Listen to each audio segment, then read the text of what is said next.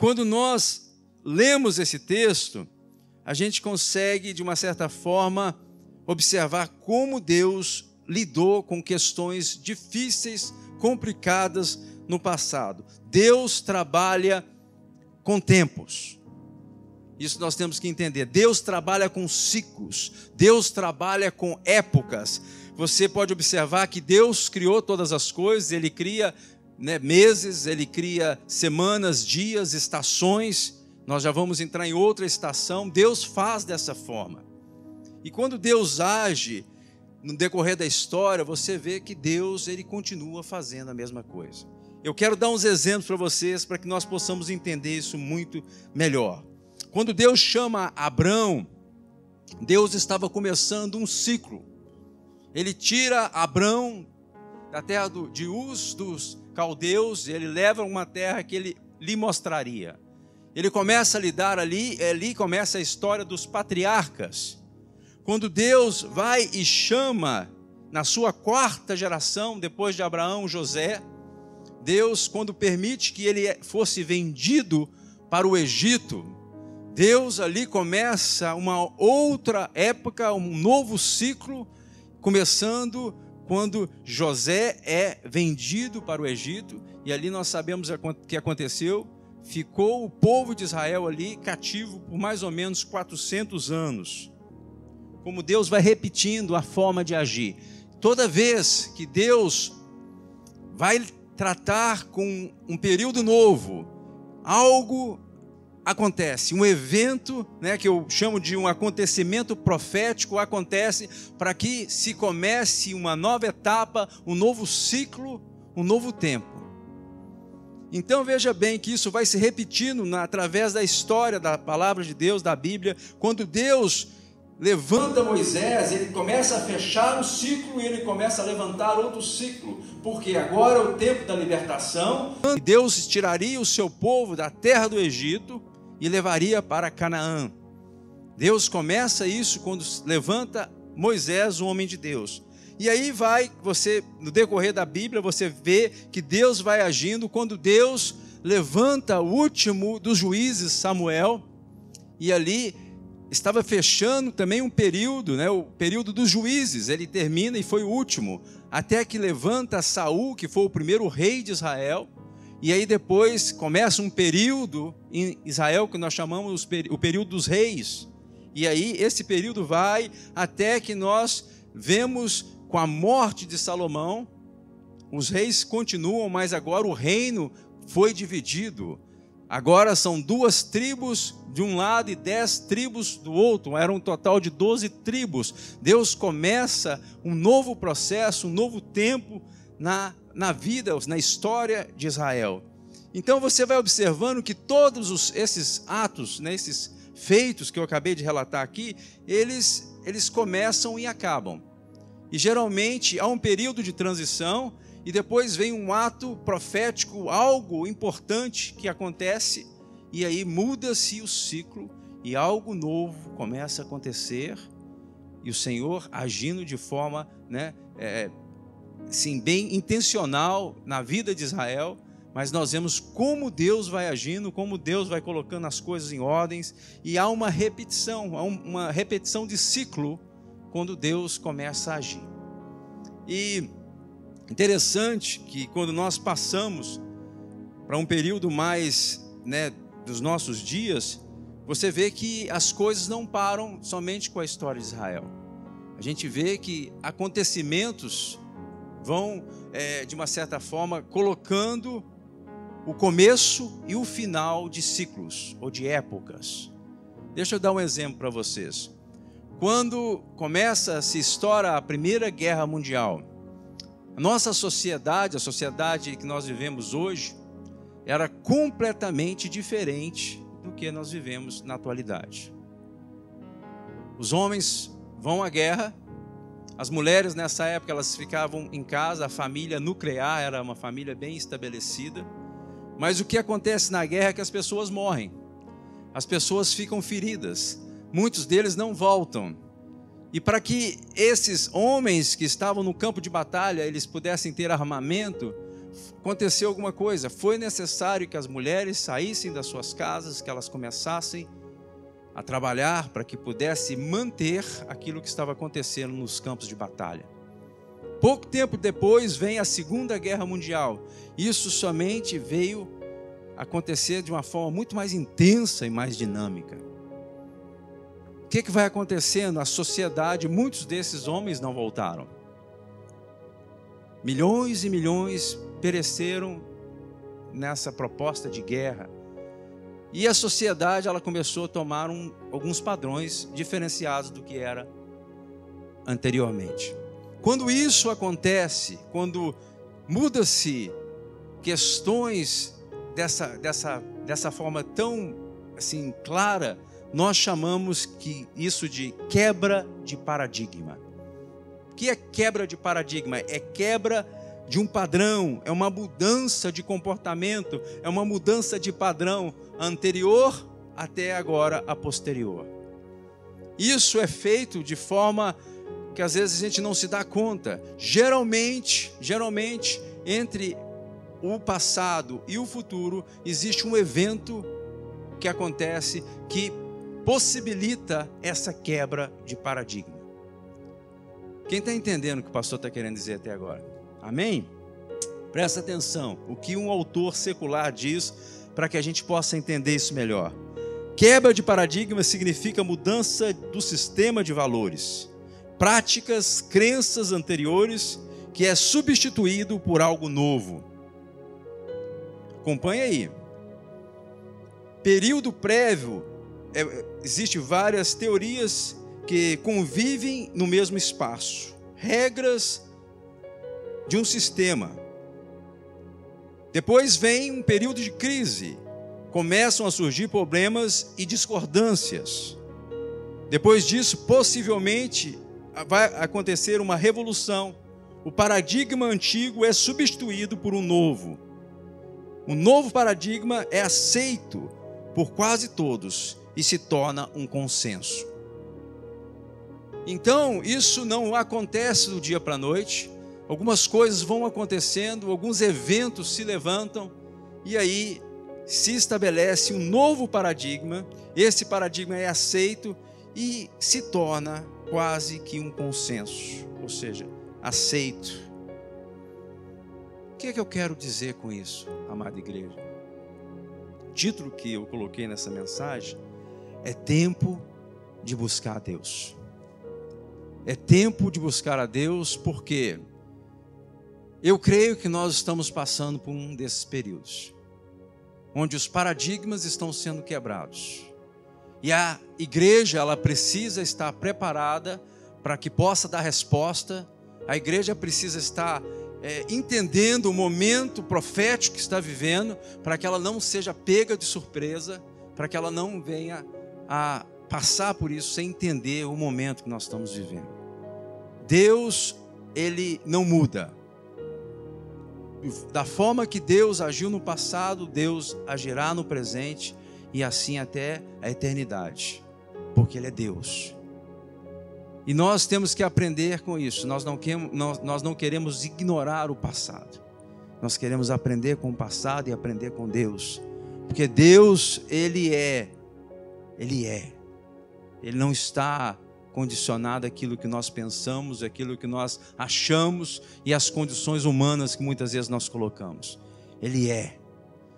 Agora, veja bem, essa quebra de paradigma do sistema vai exigir um posicionamento nosso como igreja. E temos que estar preparados para isso. Nós temos que estar entendendo o que está acontecendo e nós precisamos nos preparar para que nós possamos enfrentar esse momento que nós estamos vivendo. Pastor, o que é esse momento que nós estamos vivendo? O que você está falando? Eu não sei, porque às vezes as pessoas elas podem estar tão alienadas daquilo que nós estamos vivendo, prestando atenção em tantas coisas e de fato não entendendo o que que está acontecendo no meio da sociedade, no meio das famílias. Gente, algo está acontecendo. As coisas não estão normais. Pastor, não é pandemia. Sim, a pandemia é parte dessa mudança de paradigma. Eu não sei se é o evento profético que mudou tudo ou se vem coisa pior pela frente. Mas com certeza, essa pandemia que nós estamos vivendo e passando por ela é parte disso que eu estou relatando para vocês. A palavra do Senhor diz o seguinte: aquele que tem ouvido para ouvir, ouça o que o Espírito está falando com as igrejas.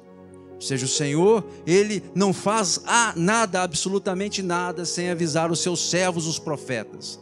Então o Senhor, antes de fazer alguma coisa, Ele, de fato, Ele comunica. Para que Ele comunica, pastor? Para que a igreja, o povo de Deus, o povo separado pelo Senhor, se posicione. O que vai acontecer, pastor? Não sei o que vai acontecer, mas com certeza uma coisa eu sei: as coisas vão mudar. As coisas vão mudar na sua vida, as coisas vão mudar nessa nação, as coisas vão mudar nesse mundo que nós estamos vivendo.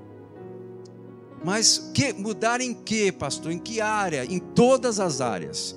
Economicamente, né, financeiramente, relacionalmente.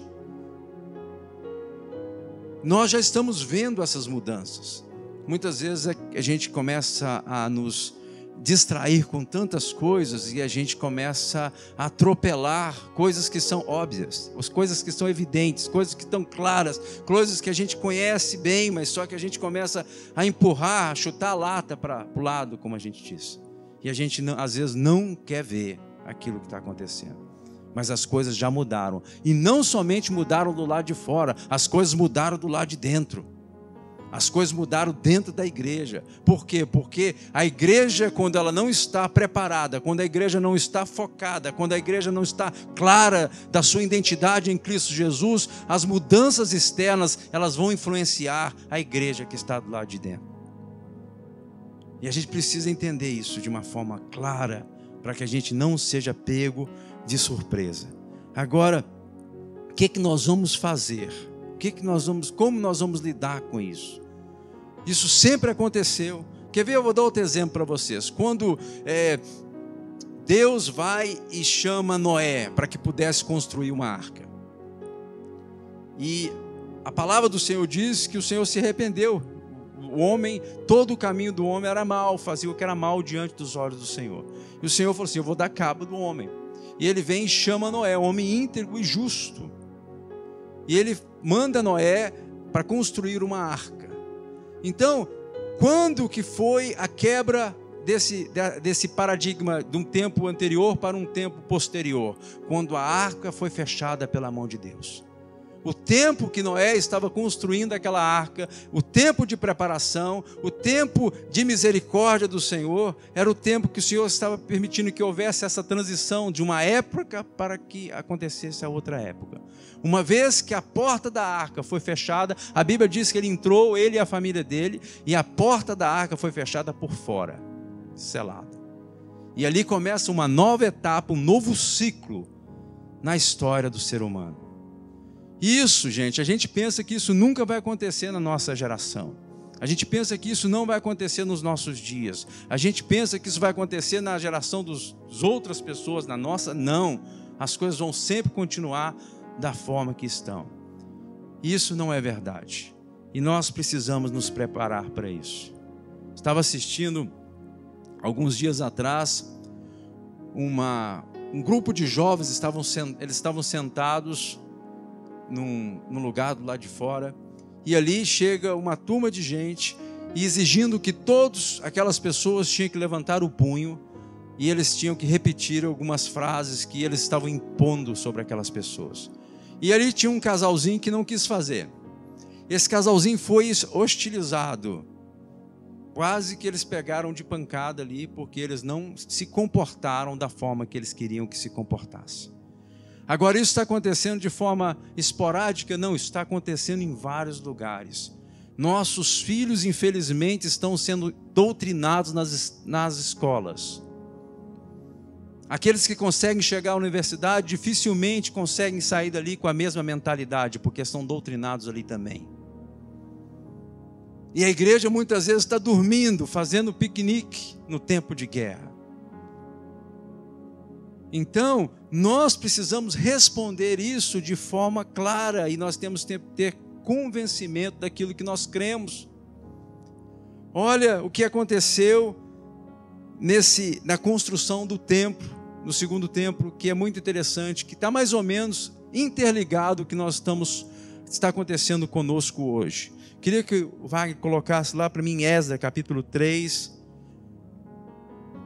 a partir do 11. Deixa eu ver se aí. Coloca para mim, Wagner. 3, 11. Está falando da inauguração dos alicerces do novo templo, do segundo templo, tá? A palavra do Senhor diz assim: cantavam alternadamente, louvando e rendendo graças ao Senhor, com essas palavras: Ele é bom, porque a sua misericórdia dura para sempre. 12. Porém, muitos dos sacerdotes e levitas e cabeças da família, já idosos, que viram a primeira casa, ou seja, viram o primeiro templo, aqueles que tiveram a oportunidade de contemplar o templo de Salomão, que era muito mais formoso, veja bem o que aconteceu. Os que viram a primeira casa choravam em alta voz quando de maneira que não se podiam discernir as vozes de alegria das vozes de choro do povo, pois o povo jubilava com tão grandes gritos que as vozes se ouviam de muito longe. Põe o 14, por favor. Não tem?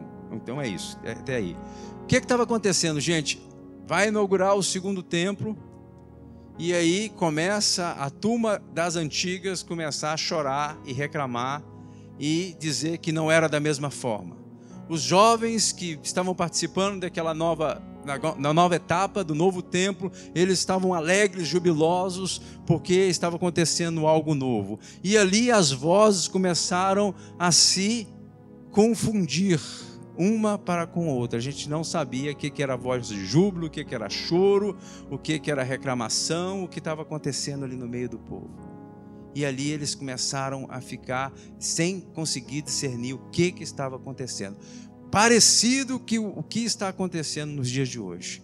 Tem uma turma que quer voltar para o passado, tem uma turma que quer conservar todas as coisas como sempre foram, e tem uma turma que quer ver a coisa progredir, quer ver a coisa andando para cima, quer ver as coisas novas, não estando satisfeito com aquilo que tem hoje, achando que as coisas que podem vir aí vão ser melhores.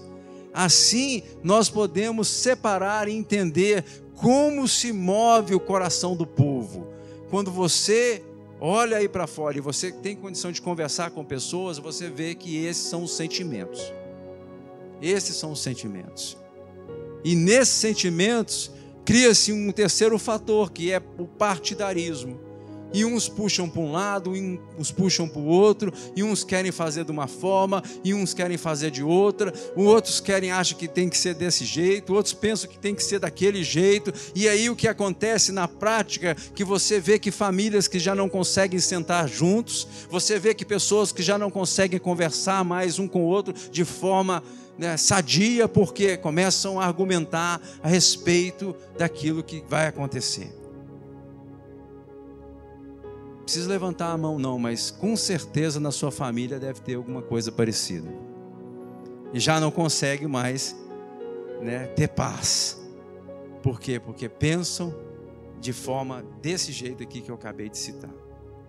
E agora, como é que nós vamos fazer? Qual o tipo de posicionamento que deve ter a igreja? Qual o tipo como que nós vamos pensar, como que nós vamos lidar com isso? Aí eu queria que nós pensássemos dessa forma. Quando nós lemos o primeiro texto, o Senhor diz algo muito interessante. Ele fala assim, a glória da segunda casa vai ser maior do que da primeira. Então aqui a gente vê uma terceira perspectiva. Agora não é a perspectiva do passado, não é a perspectiva do presente ou do futuro, mas uma perspectiva do alto. Deus fala assim, quando meu filho Jesus, claro que não está no texto, mas é isso que o Senhor está falando, ele vai pisar nessa casa, essa casa que foi construída, e a glória da última casa vai ser maior que dessa primeira que vocês estão chorando, que vocês estão lamentando. E isso acontece ainda nos nossos dias, porque a gente não tem uma clareza de onde nós queremos chegar, quem nós somos e aquilo que Deus está fazendo na nossa vida. O Senhor fala claramente no texto que nós precisamos entender o tempo que nós estamos vivendo. Queria que você colocasse para mim lá em Ageu capítulo 2, a partir do versículo 3. O Senhor tem uma resposta, o que nós devemos fazer e como nós devemos nos proceder no tempo que nós estamos vivendo. Ageu diz assim: quem dentre vós que tenha sobrevivido, contemplou esta casa na sua primeira glória? E como a vedes agora, não é ela nada aos vossos olhos? 4.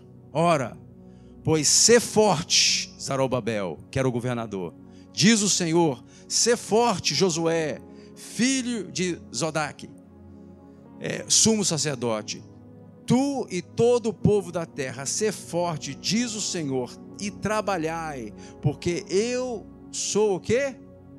Eu sou convosco, diz o Senhor dos exércitos. O mesmo contexto, tá? Ageu, o profeta levantado para tratar com esse momento que Israel estava vivendo. Então veio a palavra do Senhor no meio dessa confusão, dessa loucura que eles estavam vivendo, nessa divisão, nesse partidarismo, porque não sabiam se ia ficar ou ia sair, e o Senhor vem com uma palavra bem clara o que eles deveriam fazer. O Senhor vem e fala com eles para que eles sejam o quê? Fortes. E o que nós precisamos, igreja de Cristo Jesus, igreja do Senhor, nesse tempo que nós estamos vivendo, é ser fortes. Ser fortes, porque dias virão difíceis aí pela frente. E nós vamos ter que nos posicionar como homem de Deus, como mulher de Deus. A nossa identidade ela não vai poder estar indefinida, ela tem que estar bem clara e definida nos nossos corações, porque a nossa fé será provada. Será, pastor? Com certeza. Nós vamos ter uma eleição no dia 3 de novembro. Preste atenção no que eu estou falando. Nessa eleição, ganhe quem ganhar e perca quem perder, coisas acontecerão, gente. O cenário já está montado. Tem gente comprando coisas, estão estocando nas suas casas, porque não sabe se os supermercados vão estar abertos, se vai ter coisa para comer, para beber. Seja quem ganhar a eleição. E outra coisa que possivelmente vai acontecer, não vai ter resultado por um determinado tempo. Por quê? Porque com a pandemia, muitos votos serão pelo correio. E os votos pelo correio, eles não vão ser vistos, né? Assim, não vão ser checados com tanta velocidade como é feito quando as pessoas podem ir a urnas. Então, muitos estados estão fechando os pontos de votação, ou seja, não tem lugar. Então, necessariamente as pessoas vão ter que usar os correios. E isso vai trazer um atraso no resultado daquilo que vai acontecer. Aquele que vai ser o ganhador e aquele que vai ser o perdedor. Então, isso com certeza é uma coisa que a nação tem temido. E isso, gente, serve para quê? Somente para dizer, para nos mostrar a condição que nós estamos vivendo como nação. Ah, mas no Brasil como é que está? Está pior. A situação no Brasil está pior. Então, seja aqui, seja no Brasil, seja em outros países da terra, não tem onde correr. Isso é uma situação que está acontecendo no mundo. E a gente tem que entender o que nós estamos fazendo, como nós estamos entendendo isso e como nós estamos respondendo esse desafio da nossa geração. Toda geração tem os seus desafios. E nós não vamos ser a geração que vai passar assim os nossos próprios desafios. Então, a palavra do Senhor vem para esse povo e essa palavra deve ser abraçada pela igreja. E a palavra do Senhor para eles é ser forte. A palavra para você, homem e mulher de Deus, seja forte. A palavra para você que está assistindo aí na internet, que está no seu sofá, seja forte. Nós vamos passar, mas a nossa fé ela não pode ser desfalecida. A nossa fé ela não pode ficar condicionada às circunstâncias desse mundo e dessa terra. Nossa fé está no Senhor da glória. Ele que nos libertou do império das trevas. Nossa vida pertence a Ele, está na mão do Senhor. E nessa verdade é que nós nos firmamos. A nossa força está no Senhor. Quando o Senhor fala no primeiro texto que nós lemos, todas as coisas serão abaladas. As coisas foram abaladas naquela geração. Gente, não pense que as coisas não serão abaladas na nossa geração. A pergunta não é onde você está estabelecido. Onde está a tua fé? Onde está a tua âncora? Aonde? Ou em quem? Tem muita gente que está firmado em muitas coisas. Mas se nós não estivermos firmados no autor e consumador da nossa fé, nós também seremos abalados. O que nos faz firme, o que nos faz, continuar sem ser abalados é quando nós estamos firmados na rocha imovível, que é o nosso Senhor Jesus Cristo. Isso nos dá força e nos dá ânimo. O Senhor continua falando naquele texto que nós lemos, e Ele fala assim, ser forte. Ser forte, ou seja, e ele fala mais, além de ser forte, você precisa trabalhar. Ou seja, gente, quando nós não nos envolvemos com as coisas de Deus, veja bem isso é algo interessante. As pessoas querem ser sadias espiritualmente, mas elas não querem se envolver com as coisas de Deus. Nós somos seres humanos, e nós pensamos naquilo que nós estamos envolvidos, gente. Isso é lógica, estou falando de lógica aqui. Se você está envolvido com alguma coisa, você pensa naquilo, não é? Se você não está envolvido com nada, ou seja, como é que você vai pensar? E se você não pensa, como que as suas emoções vão estar ligadas a isso? Porque as nossas emoções, elas estão conectadas aos nossos pensamentos. E se eu não me envolvo com a obra de Deus, se eu não trabalho, para que as vidas conheçam o Evangelho, conheçam o Senhor e sejam salvas, eu não me envolvo emocionalmente com isso. Isso me faz uma pessoa fraca, isso me faz uma pessoa sem estar conectada com as coisas de Deus. Então, o Senhor vem e fala com esse povo que estava nesse contexto da construção do segundo templo, trabalhai, e Ele fala mais, Ele fala assim, eu sou contigo, no texto que nós lemos. Então, quando nós nos envolvemos com as coisas de Deus, quando nós somos fortes, quando nós estamos focados naquilo que é importante para Deus, aquilo que é importante para Deus se torna importante para mim, o Senhor diz claramente, eu sou contigo. Depois Ele fala, não temais. A gente não tem que temer essas coisas que vão acontecer. Nós temos que temer essas coisas que vão acontecer se nosso coração estiver de fato nessas coisas. Aí sim.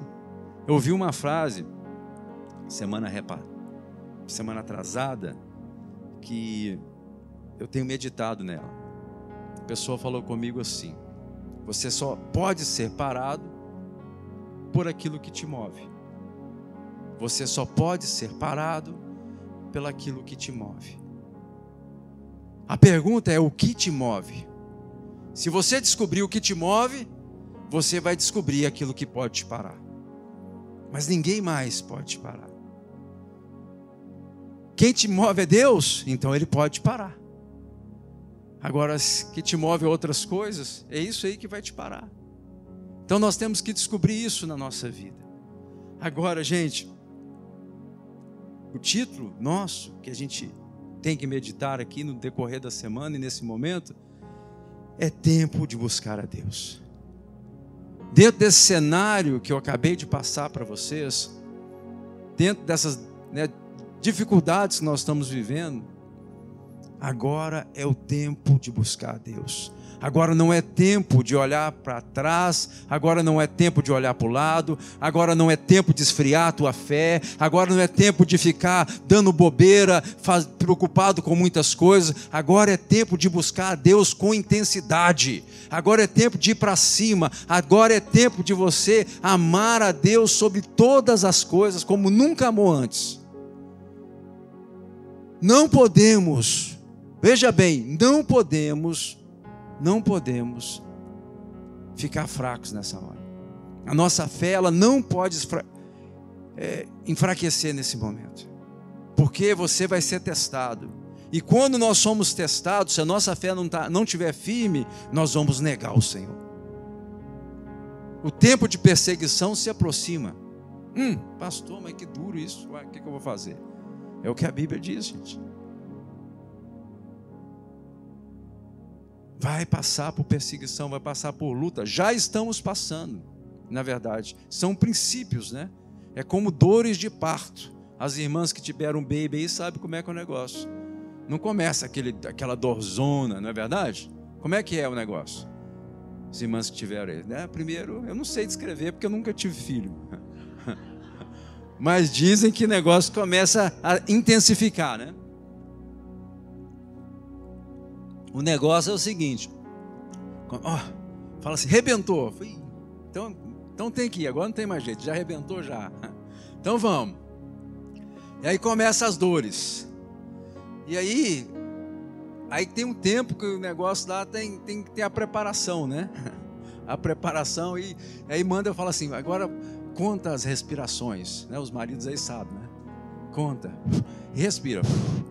E aí a mulher começa a ficar nervosa com o marido. Aconteceu com você? Não conta não, não quero que você conta. Fica calado. Pô, mas eu estou só ajudando. Não, eu te pego. Não é dessa forma? Então são dores de parto, gente. Coisas que vão acontecendo pouco a pouco. Pouco a pouco. Vai intensificando o negócio vai intensificando. Hoje a coisa está ainda tranquila. Mas quem diria, há 4 meses atrás, que eles iam proibir da igreja de se reunir? Quem diria, há 4 meses atrás, que todo liquor store poderia vender álcool e nós não poderíamos adorar a Deus? Se eu falasse 4 meses atrás, eu falava, pastor, você está louco. Louco. Isso nunca vai acontecer. Então é uma forma de perseguição? Sim, mas é o começo das dores. Na Califórnia, foi estabelecido que você poderia usar máscara e não poderia cantar. Vocês tem que ter máscara e não pode adorar. E só pode ter 25% da lotação do lugar. Não pode ter muita gente. Mas e quando tinha as manifestações? Não, manifestação pode, porque é uma causa justa. Gente, tem cabimento um negócio desse? Não tem cabimento. Então, você vê que a sua fé, ela vai ser testada. E se nós não, de fato, nós não estiver firmes no Senhor, se a nossa fé não estiver bem, né, focada naquele que é o autor e consumador da nossa fé, nós não vamos perseverar, infelizmente. Porque negar Jesus, gente, a gente pensa o seguinte, negar Jesus, a gente pensa, alguém vai falar assim, Jesus, nega Jesus aí, não é assim. A coisa vai indo paulatinamente, pouco a pouco. Vão introduzindo questões, vão introduzindo ideias, vão introduzindo filosofias. E aí a gente tem que fazer uma decisão, se nós aceitamos ou se não. Se nós absorvemos ou não aquilo que foi apresentado para a gente. Então, quando você se posiciona, quando você tem uma postura clara e definida, você vai ser intitulado de radical, você vai ser intitulado de antiquado, você vai ser intitulado de uma pessoa que não tem pudor, imoral e tantas outras coisas. Todos os nomes que tem no livro, você vai ser chamado. Além disso, você vai ser cortado das redes sociais. Que isso, pastor? Será que é? Por quê? Porque você é intolerante. Por quê? Porque você consegue falar aquilo que você crê. E porque você fala aquilo que você crê, você é um ignorante, você é um antiquado e você tem que ser cancelado. Na verdade, existe hoje uma cultura de cancelamento. Não sei se você acompanha isso, não sei. Mas isso, se as pessoas falam alguma coisa que é controversial, ou seja, alguma coisa que não encaixa dentro daquilo que é a ideia geral, essa pessoa ela é eliminada, ela não pode ser colocada naquela rede social, ela não pode mais ter liberdade para expressar o seu ponto de vista. Será que está acontecendo isso, pastor? Talvez você não está acompanhando, mas isso é bem divulgado nos nossos dias. Agora, como que a igreja vai proceder? A igreja, ela precisa, como nunca buscar a Deus. Como nunca se envolver com as coisas de Deus. Como nunca saber quem você é em Cristo Jesus. Se nós não entendemos o momento profético que nós estamos vivendo, nós não aguentaremos a pressão que vem por aí. A Bíblia diz que é como, né, amassar as uvas, né? Você é colocado no lagar e as uvas não tem jeito de correr. Todo jeito vem lá o rodo. Vem passando por cima para amassar as uvas. E assim é o tempo que nós estamos vivendo. Vamos conversar sobre isso talvez aqui uns meses atrás, na frente, né? Para ver o que vai acontecer. Mas uma coisa tem que começar hoje, uma coisa tem que começar agora. É o que é, pastor? É o tempo de buscar a Deus. É o tempo de me aproximar das coisas do Senhor. É o tempo de buscar mais. É o tempo de desenvolver a minha fé. É o tempo de entender mais aquilo que Deus está fazendo na minha vida. É o tempo de vir ao culto. É o tempo de estar na comunhão dos santos. É o tempo de ouvir a palavra de Deus. É o tempo de ir para o seu quarto adorar. É o tempo de começar a ouvir os hinos outra vez, para poder o Senhor Deus falar através da palavra dele contigo. Quanto que eu vou fazer isso? Todo o tempo. Orai sem cessar, diz o Senhor. O que é isso? É todo o tempo, é sendo bombardeado com a palavra de Deus. Porque se você não for bombardeado com a palavra de Deus, você vai ser bombardeado com outra palavra. Palavra da morte, palavra de desânimo, palavra de destruição, palavra que não leva você a lugar nenhum. Nosso espírito, ele precisa de ser alimentado com o Espírito Santo de Deus. E aquele Deus todo-poderoso que nós servimos, ele tem boca, gente. Ele não está calado, ele não foi mordaçado, ele não foi cancelado ainda. Ele tem boca e ele fala. Mas nós temos que ter ouvido para ouvir. Nosso ouvido tem que estar aguçado para ouvir Deus. E com certeza, estava conversando com uma pessoa outro dia, ele falou assim: sinto um negócio ruim. A pessoa não consegue verbalizar o que ele sente, mas acontecendo algo, está acontecendo algo. Gente, está acontecendo algo no mundo espiritual. É só a gente ter um pouco de sensibilidade para entender o que está acontecendo. Mas a sensibilidade, ela nos leva a tomar uma atitude. Qual a atitude, pastor? Eu vou buscar Deus, eu vou buscar a vontade do Senhor, eu vou buscar aquilo que Ele está fazendo hoje, eu vou me empenhar, eu vou, me doar, eu vou fazer aquilo que é a vontade do Senhor para a minha vida. Como é que eu vou saber disso? Leia a palavra de Deus, leia o livro, leia aquilo que o Senhor Deus deixou para nós, que é a sua palavra, e com certeza Ele vai nos direcionar a fazer a sua vontade. O que nós não podemos é ignorar isso. Gente, como a igreja foi enfraquecida nesse tempo de pandemia. Por que será? Porque as pessoas, elas eram domingueiras, muitos deles.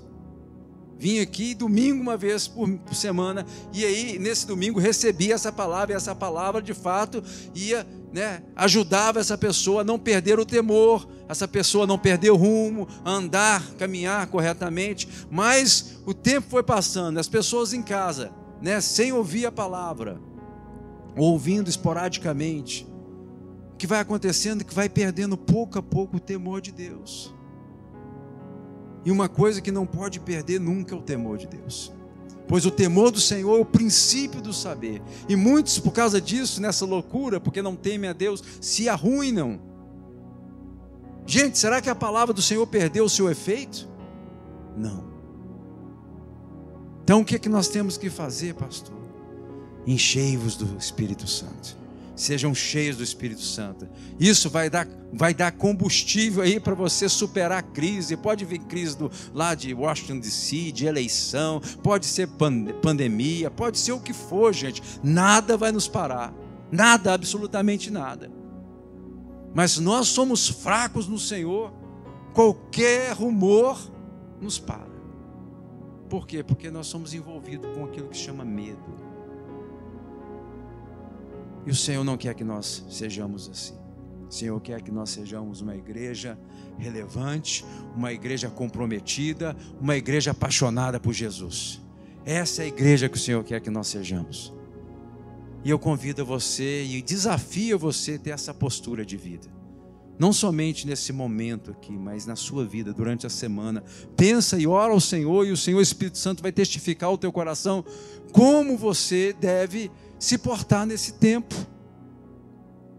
E o Senhor vai te orientar, o Senhor vai te ajudar. Agora busque a Deus. Creia que Ele tem boca e Ele fala. Somente busque e o Senhor vai te conduzir. Amém? Vamos ficar de pé?